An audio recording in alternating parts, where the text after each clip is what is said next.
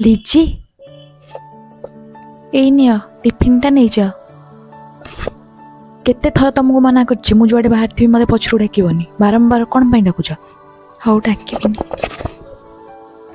ଆରେ ଲିଜି ତମେ ଆସିଗଲ, ବସ, ମୁଁ ତମ ପାଇଁ ଖାଇବା ବାଢ଼ି ଦେଉଛି, ଖାଇବ। ହଉ ବାଢ଼ିକି ଥୋଇଦିଅ, ମୁଁ ଯାଇକି ଖାଇଦେବି। ହଉ ଠିକ୍ ଅଛି। ଆରେ ମାଆର ଫୋନ୍, କ'ଣ ଚୁଗୁଲି କରୁଛନ୍ତି ଶୁଣି। ହ୍ୟାଲୋ ମା।